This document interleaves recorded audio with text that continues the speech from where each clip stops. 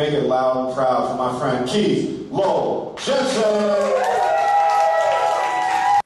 Hello and welcome to my bathroom. Oh, calm down. Me taping in here could be a whole lot worse. This clip we're going to look at today was about 4 or 5 years in the making because it's based on a true story, and the subject of that story, my nephew, Antonio, said that it embarrassed him and asked me not to tell the story.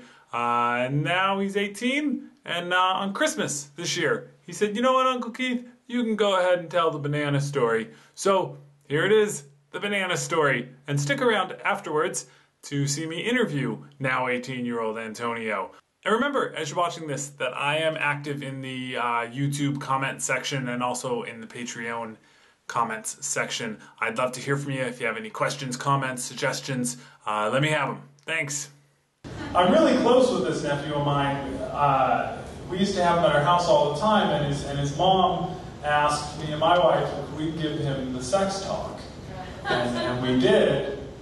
And then a short while later, my wife overheard him on his cell phone.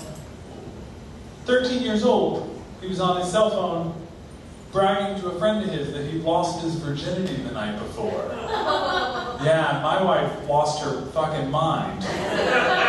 And she went and she grabbed him, she pulled him in the house, and she sat him down at the kitchen table, and she dropped a banana on the table and then threw a pile of condoms next to it and said, "Grab one of those condoms and show me you know how to use one." And he like looks at his crotch. She's like, "With the banana, asshole."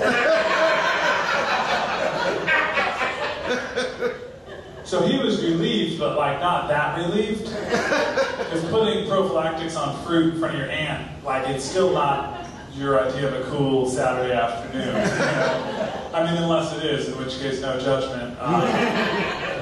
But his hand was shaking, and he gets the thing open, and he pulls the condom out, and he starts trying to put it on the banana, but he's got it turned around the wrong way.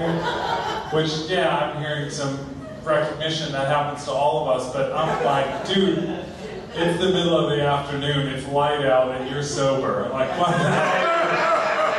Like, flip it around, you don't have any of the excuses, you little moron. He throws it on the ground, he tears open another one, he tries again. I think on the third condom he starts having some luck, but now the banana's starting to get brown and soft.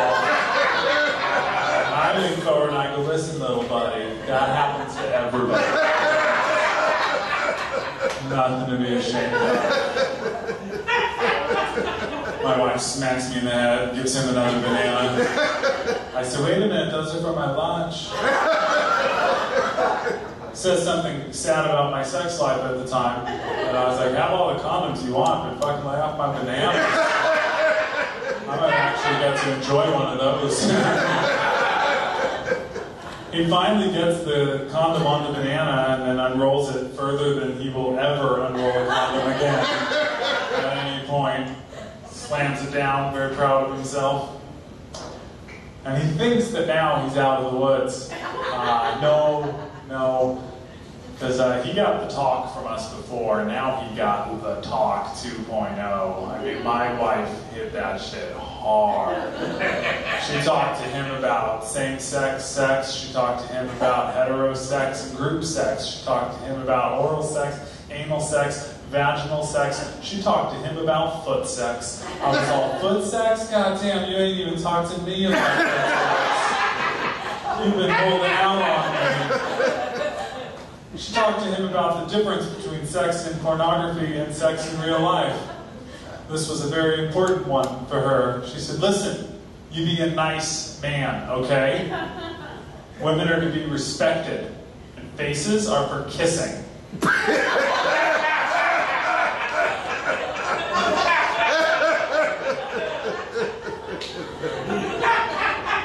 Poor little guy. Finally, she says, "All right, get out of here." And he runs out of the house.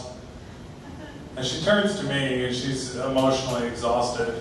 She says, "Do you think you learned anything?" I said, "Holy shit, I think I learned a few things." I actually have some questions, if we can sit down and go over my notes.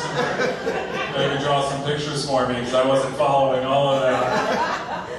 She said, "Seriously? This is important. Do you think you learned anything?" I said, "Yeah, I learned one really important thing, which is you don't lie about losing your virginity within earshot of your aunt." Because of course he was lying! You know how you know when a teenager is telling the truth about losing their virginity? It starts like this. Hey, remember how I told you I was banging all those chicks? Yeah, I was lying. But listen, dude, last night, we had some wine coolers.